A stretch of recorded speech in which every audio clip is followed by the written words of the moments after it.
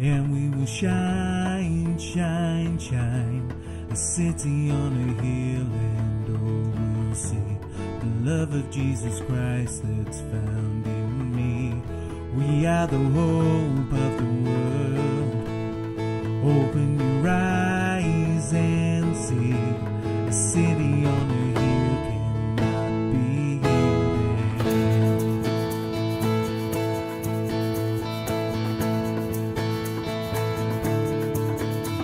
Jesus, by name you've called us to speak the good news to the nations, to be salt and light,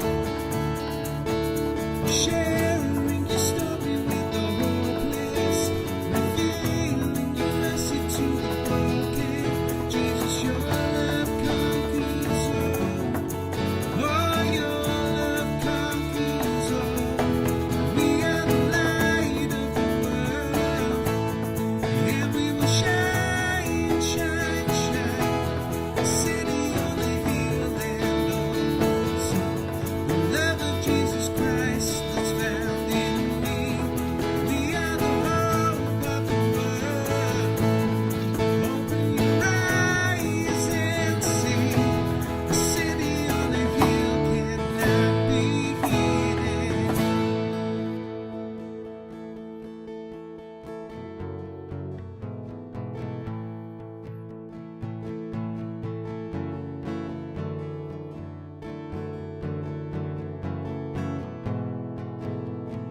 I am not afraid. I am not ashamed to say you are my God. For you made a way, Lord, you made a way. I will sing of your great love. Oh, we are not afraid. We are not ashamed to say you are our God. For you made a way, Lord, you are the way. I will sing of your great love. Yes, I will sing of your great love. We are the light of the world. Yeah, we will shine, shine, shine. City on a hill, and all will see the love of Jesus Christ that's found in me. We are the hope of the world. Open your eyes and see. A city on a hill cannot be hidden. A city on a hill cannot be hidden. Oh, the city on a hill cannot be hidden.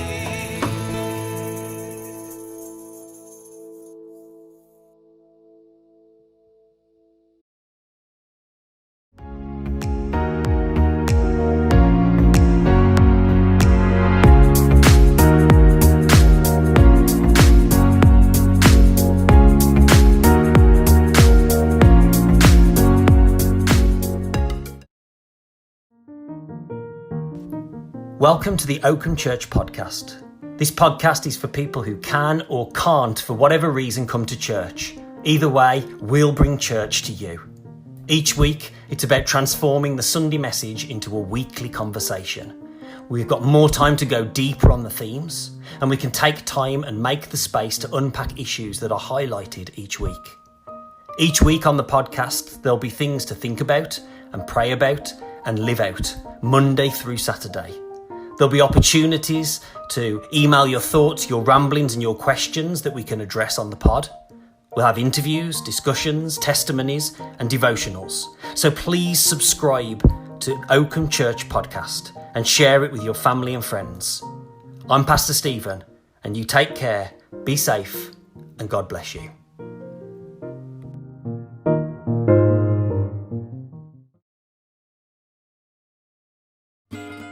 Stories of the Bible.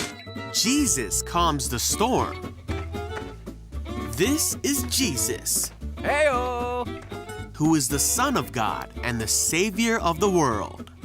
While Jesus was on earth, he taught everyone about God's love and healed people from their sickness. He did many miracles like walking on water. Oh, hey guys. And even raised people from the dead. Wahoo! One day, after preaching to a crowd of people, Jesus said to his disciples, "Let's cross to the other side of the lake." You got it. So they got into a boat and started out. Other boats followed him too. And as they sailed across, Jesus fell asleep. Uh-oh. But soon a fierce storm came down on the lake. The boat was filling with water and they were in real danger. The disciples went and woke Jesus up, shouting, Hey, Jesus, wake up! "Save us! We are going to drown! Don't you care if we drown?" Jesus responded, "Why are you afraid? You have so little faith." Then he got up and rebuked the wind and waves, saying, Shush, shush. "Silence, be still." Suddenly the wind stopped and there was a great calm. Then he asked them, "Where is your faith?" The disciples were terrified and amazed. "Who is this man?" they asked each other. When he gives a command, even the wind and waves obey him.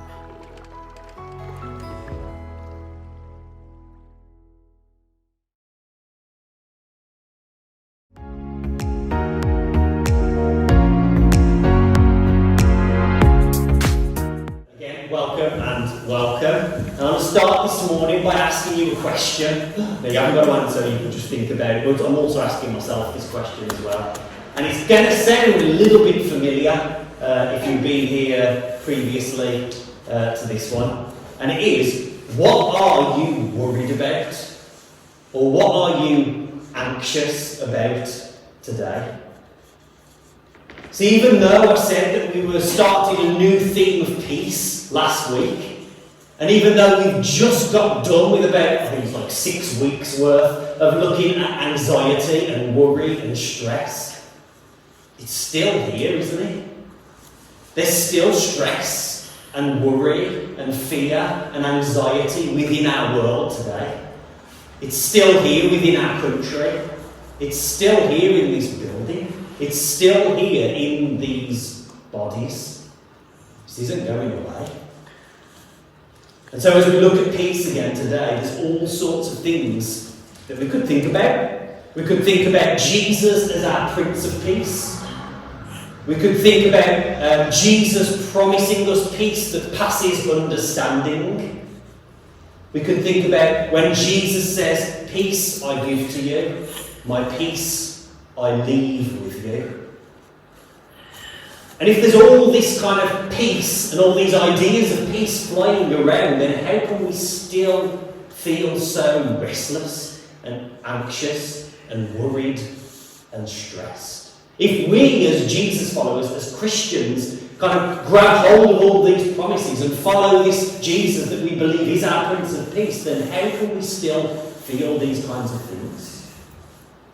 Our world is scarred and marked by anxiety and hostility and violence. You only have to turn on the news or go on social media. And what we see there when we do that, what we see on the news and on our smartphones about what's going on out there in the world, all of that stuff can a lot of the time be an indication of what's going on in here. Can't it? As we've seen recently, we live in a world, we live in a time and a place, we live in a society that seems to specialise in producing anxiety. But deep down, we all long to be people of peace. We all long for our homes to be places of peace. We all long for our souls to be peaceful. But peace kind of feels impossible to grab hold of sometimes, like trying to grab smoke with your bare hands. So how do we live with the peace of Jesus in the middle of all of this mess and noise and stress and the busyness and this anxiety-producing world? Because that's the million-dollar question, isn't it? It's why there are hundreds of, if not thousands of books and podcasts and conferences and online courses and yoga studios and retreat centres all to do with trying to answer this question. But I think this story that we've read and heard about and that we're going to read again now gives us a little bit more of a hint as to the answer to that million-dollar question. I'll read it again from Mark chapter 4. That day when evening came, he said to his disciples, "Let us go over to the other side." Leaving the crowd behind, they took him along just as he was in the boat. There were also other boats with him. A furious squall came up, and the waves broke over the boat, so that it was nearly swamped. And Jesus was in the stern, sleeping on a cushion. And the disciples woke him and said to him, "Teacher, don't you care if we drown?" He got up, rebuked the wind, and said to the waves, "Quiet, be still." Then the wind died down and it was completely calm. He said to his disciples, "Why are you so afraid? Do you still have no faith?" They were terrified and asked each other, "Who is this? Even the wind and the waves obey him." So in this story we see that Jesus gets, at the end of the day, Jesus gets on this boat with his disciples. He's been busy healing people and helping people. He's been teaching them all about his authority and all about the kingdom of God. And the disciples at this point would have just been buzzing after the day that they've had, the day that they've spent with Jesus, the things that they've heard, the things that they've seen, the things that they've been a witness to and been a part of themselves. They've seen so much just in one little day. But they were told on this boat very quickly, they hit a storm. How true is that for us today? When we can be right up here, can't we, 1 second, everything's going absolutely fantastic, we're buzzing, we're feeling like everything's just clicking into place. The marriage is going well, the job's brilliant, the home's going perfectly, the kids are behaving themselves, we've got friends, everything's all good, we're feeling really close to God, everything's fantastic. And then, all of a sudden, out of nowhere, the storm hits, doesn't it? We get that phone call, we have to have that conversation, we have to go to the doctors and we get that diagnosis. The boss calls you in, and the storm hits. And in this story about Jesus and the disciples, and in that massive storm that the disciples find themselves in, the storm is speaking to us today. The storm has something to say to us. The storm teaches us. It teaches us about God. It teaches us about ourselves. It teaches us about each other. It teaches us about Jesus. And ultimately, it teaches us about peace. So at the front of the boat, we hear are the disciples. It says here in verse 37, a furious squall came up, and the waves broke over the boat, so that it was nearly swamped. At the front of the boat, we have the disciples. And we read, and as we hear this, we can see these disciples, these young men, have switched pretty quickly from that point of being excited and buzzing about what had gone on in that day to anxiety and stress and worry and fear. See, this is no ordinary storm. This storm is unusual. This storm is different. Because for a lot of these disciples, they were fishermen. And not just that, but they were fishermen from that area and were used to being on boats on that body of water. They knew about water, they knew about boats, they knew about storms. They experienced this before, the wind and the waves. But something about this storm today was different. And as Jews, they understood this idea that the deep waters came to represent evil and dark forces, that the water was a dangerous and unpredictable place, that it was chaotic, uncontrollable. Even back in the Genesis creation poem, it says about how the Spirit of God hovered over the waters and brought order out of chaos. And back in the Exodus story where Moses led the Israelites out of slavery, he takes them through these waters of chaos onto dry ground. But this storm had the disciples spooked that day. They were so scared, they were so anxious. But listen to this, verse 38. Jesus was in the stern, sleeping on a cushion. The disciples woke him and said to him, "Teacher, don't you care if we drown?" So in the middle of that storm, with all that fear and that unknown and that uncontrollableness and the chaos and the confusion, they begin to question Jesus. They even start to blame Jesus. This one who had already taught and shown them so much, the one who up until that point in the day had left them feeling so excited and buzzing, they now ask, "Don't you care if we drown?" Have you ever said that to God? Don't you care, God? Can't you see what's happening? Can't you see me? Whether it's in our relationships, whether it's to do with our money and our finances, whether it's to do with your health or your future, I'm sure we have all asked, don't you care? So can you name your anxiety today? Can you name the storms in your life? And all the while, as this story is going on, all the while at the front of the boat, you've got the disciples having a pretty rough time, haven't we? Even though we've said they are these seasoned fishermen, they are these experienced people on this boat, on this body of water. And so once this storm comes in and once all these feelings and emotions start kicking in, they automatically go into the things that they can do, don't they? They go to what they know. So they start doing the fisherman stuff, so they'll tie the sails up and they'll do things with the rigging, I don't know, and they'll start moving things around and doing all the things that previously in storms has helped. And maybe if they haven't done that, they're trying to fix it in their own strength. Perhaps they get past that and now they're scared. Maybe they're being sick over the side of the boat. Maybe they're screaming and crying, praying to God. Whatever it is, they're trying it. There's even some, I'm sure, with a bright orange plastic bucket, and as the water's coming in, they're frantically trying to pail the water back out.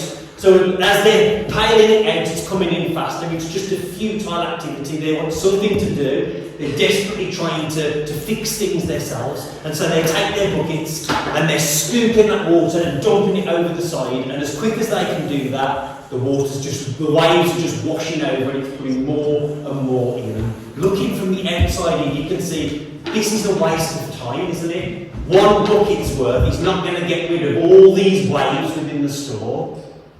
How often do we do this in our lives? How often do we live our lives and all this chaos is going on around us and we think us with our little bucket just piling out, that's going to do enough? But it doesn't.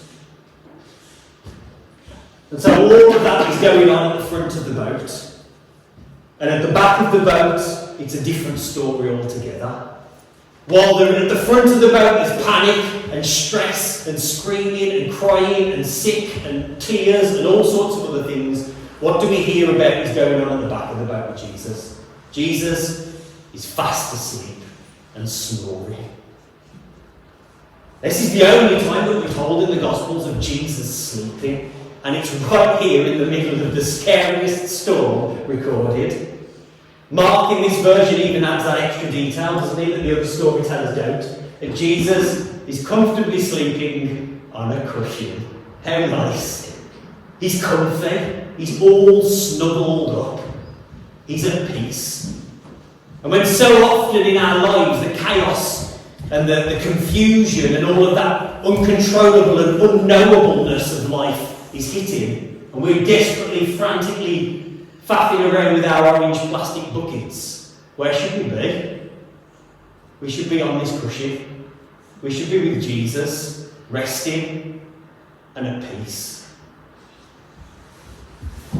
And see, we're told that Jesus is so at peace. Why? Because he is so secure in the fact that his Father loves him. He's so sure of his own identity, of who he is and whose he is, that even though there is fear and anxiety all around, that there are storms outside of the boat, physically, and also storms inside of the boat with those disciples, we find Jesus totally at peace. Because Jesus knows something about the Father. Jesus knows that the Father sits on a throne, and so Jesus can sleep on a boat. He has confidence. Verse 39. He got up, rebuked the wind, and said to the waves, "Quiet, be still." Then the wind died down, and it was completely calm. As Jesus speaks out to the storm outside of the boat, he's rebuking it, he's telling it off. He's putting the sea back in its place. He's smacking its bottom. And all throughout, particularly in the Psalms, you can read examples. Psalm 107, verse 29. He stilled the storm to a whisper. The waves of the sea were hushed. Psalm 104, verse 5. He set the earth on its foundations. It can never be moved. You covered it with the deep as far as with a garment. The waters stood above the mountains. But at your rebuke the waters fled. At the sound of your thunder they took to flight. They flowed over the mountains. They went down into the valleys to the place you assigned for them. You set up a boundary that they cannot cross. Never again will they cover the earth. Psalm 89, verse 9. You rule over the surging sea. When its waves mount up, you still them. You see, when these Jewish Torah-believing young men hear and see Jesus do this in this scene, do this to this storm, smack its bottom, tell it no further, tell it to be quiet, they're connecting the dots like we saw last week. They're seeing and saying that this same God, as the one who spoke in the Psalms, is right here now with them in the boat. As Jesus says, "Quiet, be still," to that storm on the outside of the boat. It's this picture, this word here, quiet, is this picture of muzzling an animal. So Jesus muzzles the storm and he says, "Quiet, be still." In the middle of all of that chaos and all of that anxiety around them, he says, "Quiet, be still." And to the disciples within that boat filled with panic and activity and orange buckets, he says, "Quiet, be still." And these are the words for us today in 2020 as well. With all of the stuff that's going on in our world around us and all of the stuff that's going on around within us, Jesus says, "Quiet, be still." So the question becomes, why can Jesus say this to the storms then and now? Why can Jesus do this? And there are two reasons. Because Jesus is at peace, and because Jesus is peace. See, in all of the gospel stories, you never see Jesus rushing around frantically panicking about anything. I'm sure it was probably quite frustrating at certain times for the disciples and the other people around him. But why? Why do we never see him doing that? Is it like as the disciples asked in the boat? Is it because he doesn't care? He's got no urgency, no passion? No, quite the opposite. It's because Jesus is this abiding, non-anxious presence where there's loads of anxiety around him, and yet he's at peace. This deeper, inner, real peace. Because Jesus knew something about his Father. Jesus could rest in the love of the Father. Because God is trustworthy and God's love can be trusted. And that's true for us today. Know that you can rest in the love of God. That God's love can be trusted. So Jesus can sleep in the storm on that boat because he knows he can trust in the Father's love. There's a hymn that we used to sing that says, "It is well with my soul, it is well." There's another quote from someone called Julian of Norwich who said this: "All shall be well, and all shall be well, and all manner of things shall be well." And both of them can kind of sound a little bit wishy-washy. They can sound kind of, nice and quaint and idealistic, like something you put on a greeting card or on a meme. But Horatio Spafford, the guy who wrote that hymn after his daughters had died at sea in a storm on a boat. And Julian of Norwich wrote those words during the bubonic plague. So how can they say things like that? How can they write words like that in times like those? Well, because both Horatio and Julian knew something about the peace of God. So how can we get that kind of peace today? How can we live with that kind of peace? I just want to finish by offering 3 practices that I think can help. Firstly, silence. Now, that sounds pretty simple, doesn't it? Like, silence. Oh, is that it? Like, just not saying anything. It sounds pretty obvious too as well, because a lot of the time we group those 2 ideas together, don't we? We say peace and quiet.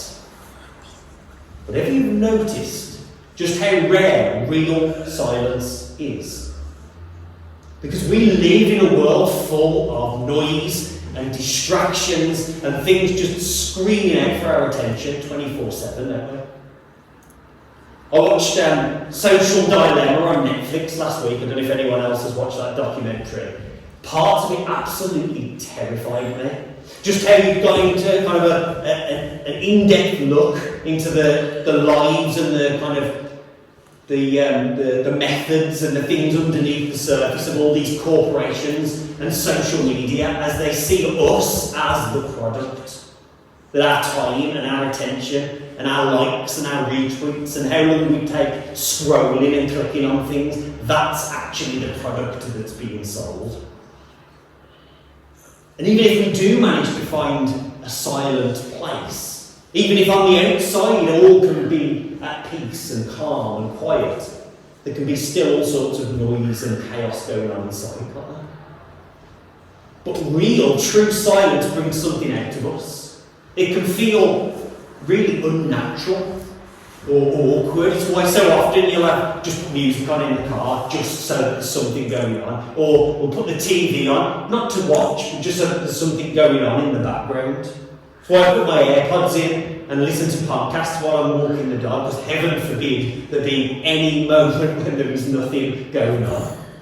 You can even get these white noise apps now on your phone where it just will pump out constant noise for you. There's a famous story about once when Mother Teresa was being interviewed. And the interviewer was talking to her about her prayer life. And they asked Mother Teresa what she said to God when she prayed.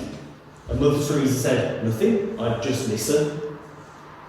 And the interviewer was like, "Wow, you listen to God, so what does God say to you then?" Mother Teresa said, "Nothing, he just listens." And it turns out that real silence is us listening to God, listening to us. It's why you see it with couples who've been together for any length of time, where they're so familiar with each other and so comfortable with each other that they can just sit in silence. Don't have to talk. Don't have to fill the space with constant noise. I'm not talking about the silence that comes from a row about who should put the bins out, but this kind of knowing, peaceful, present, comfortable silence. That's the kind of intimacy that God wants with us. So that's the first one, silence. Second one, compassionate self-examination. That's doing the work of looking in looking inward and asking, where is this anxiety and this stress and this fear and this worry and all of these kind of churned up feelings, where are they coming from? You see, so many of the storms in our lives that are going on out there are just reflections or projections of the storms that are going on in here. A lot of the time, behind and underneath our anger and our frustration is fear. And so it's important to recognise, because anxiety works underneath anger. The third one, Sabbath keeping. See, we can't live this kind of inner life of peace when our outward pace is dysfunctional. In this kind of 24/7 instant everything kind of lifestyle, our world and the people within it expect us to live. All of that just puts pressure on us, and it can be really hard to practice Sabbath. It can be really difficult to put that phone away, to shut the lid on that laptop, to switch off from all the other stuff that's been going on the other 6 days of the week. Well, hear this. We can pray all that we want for peace, but we will never get it if we're not making space.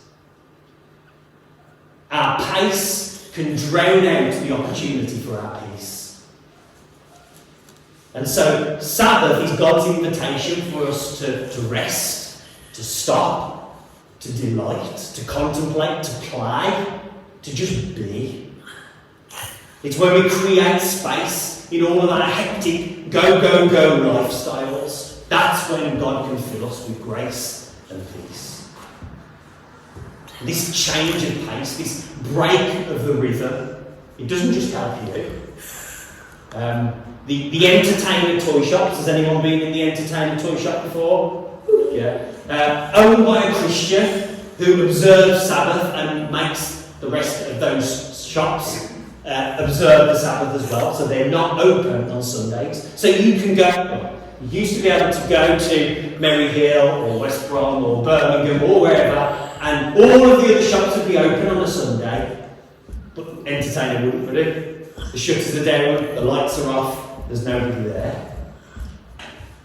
And that lack of activity, that absence speaks volumes to everyone. You see, the Sabbath doesn't just help you as the observer of Sabbath, but it can speak to the people around you as well. The Sabbath, the great Hebrew biblical scholar Abraham Heschel said, was less about time and more about space. It's about cultivating space for God's peace. And I'll finish with this. In New York City, on the very top of the Rockefeller Center, there's a statue of Atlas. Does anybody know Atlas? Atlas, you know that image, the man standing, straining, muscles bulging, carrying the globe on his back, literally with the weight of the world on his shoulders. That's a picture of anxiety. But this statue of Atlas on top of the Rockefeller Center in New York is facing another building. It's facing St. Patrick's Cathedral. And in a window, in a room, in St. Patrick's Cathedral, there is another little statue. It's a little statue of Jesus as a child. It's the EYFS Jesus. It's the fruit shoot drinking Jesus. It's the CBeebies watching Jesus. And do you know what that little child Jesus statue is doing? He's holding the world in the palm of his hands, effortlessly and simply. So on that towering building, the Rockefeller Center, you've got Atlas straining under the weight of the world, muscles bulging, veins popping, struggling under all of that weight. And opposite him, you have child Jesus easily cupping it all in his hands. That's real peace. Atlas has got the orange bucket, hasn't he? And Jesus has got the cushion. We're told that Christ holds all things together. And do you know why? So you don't have to. So you don't have to strain under that weight. That's real peace. Amen.